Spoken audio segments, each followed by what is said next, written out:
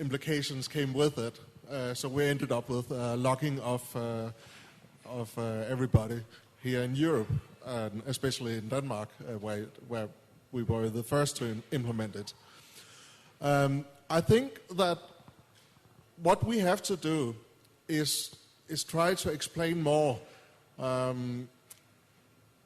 what the reasons are and how it really works out, and show the difference between that. We did that in Denmark, and as a result, it has almost become legit to talk about the errors with the logging. So you are not automatically accused of being a terrorist if you talk against the logging. And because we spoke out, other people would feel inclined to speak out too. And actually, two former officers of the police secret service in Denmark actually had the courage to go out and speak against it too, and say that this won't work. But it was only after we did the groundwork that allowed other people to come out. Now we see it with censorship, and child pornography is what they use in Denmark as an excuse.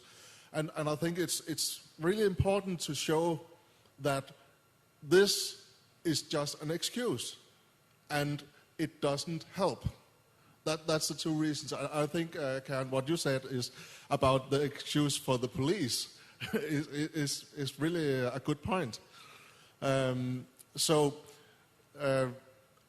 think the groundwork is that somebody has to have the courage to go out and say, we do not support this for these technical reasons, and that doesn't mean that we are for child pornography. That will allow other people to come out. And in that regard, I'll just use the opportunity to thank you at Wikileaks, because you leaked, of course, the Danish list of the child pornography filter, where we could show that amongst other things, there was this Dutch driving school for some reason on the list, and nobody could explain why. Thanks. Okay. So basically, I think what we can see is that the experiences are always the same. So we are finding excuses, politicians are finding excuses, and we all know about this. Then we can see, for example, in Germany, that we filed a big online petition. There were 134,000 people that signed this petition, and still the state does not really care about this. So we're all struggling on a national level, and I think maybe we should start focusing the debate as well a bit about what we can do about this. So we cannot, it's okay that we all understand that this is an issue and we're all sitting in this tent and we're debating it, and I guess it's like we're preaching to the prophets. But in the end, it will be important what happens after this session. And what happens if you all go out here tomorrow and you know that we would like to start an organization that has a global voice against it, but it's not something that anyone on this panel is able to manage alone, or us 8 together. So it's important that you all start thinking about how you can involve, and that you have to act up actively on this topic. We can't sit there and just passively grab these things. So, like you said, it's important to educate people, but it's more than just understanding it. You have to actively tell it to everyone, and you have to tell them why they actively have to defend their position, their freedoms and everything. Yeah. What is interesting is that if you do this enough and write on blogs and people get out and talk about it, then the mainstream media will pick up on it. We have seen that with terrorism in Denmark, and we hope we'll do the same with censorship. And actually, to some degree, we had the same thing in the Netherlands about this child pornography filter. Everybody sort of thought it was a good idea.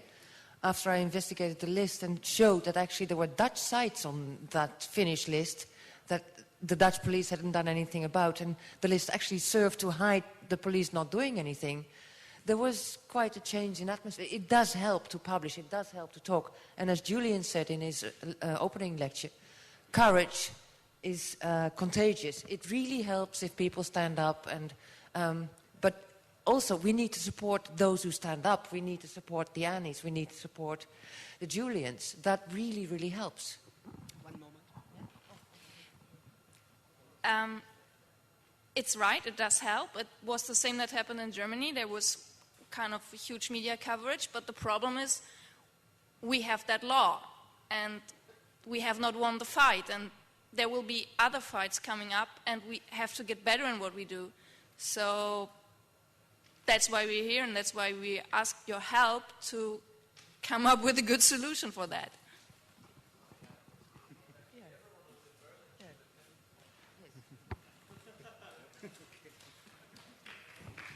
Yeah, well, this is the Freedom Against Fear demonstration, which takes place on September the 12th in Berlin. Maybe Padalun can say something more about it, because he's organizing it.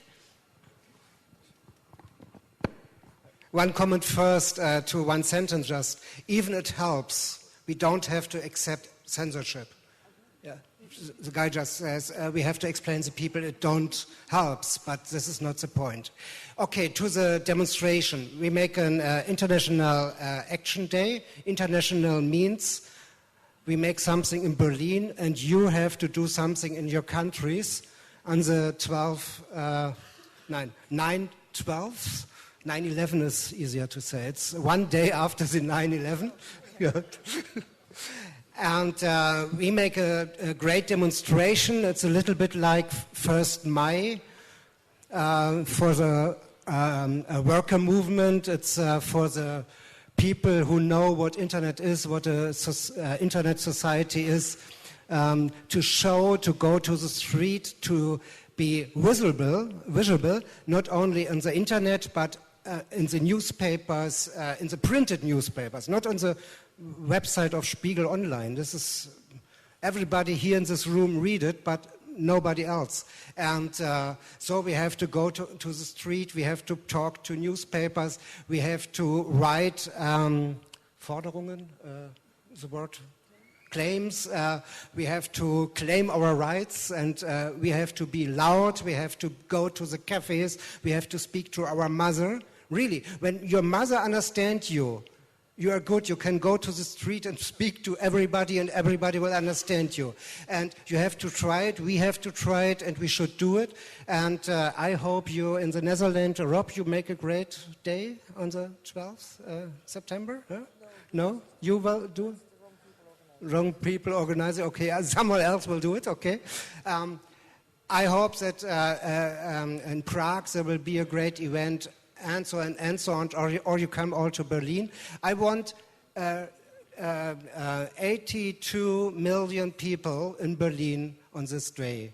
Also, you're welcome.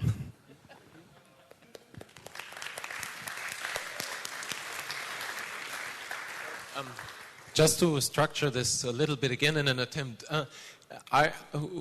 is anyone asking anything specific about the organization of how we could place a global effort on structuring this? This is, I think, where we should lead to, and in an effort not to have everyone leaving this tent because people are getting distracted or so, and it's going on for a bit.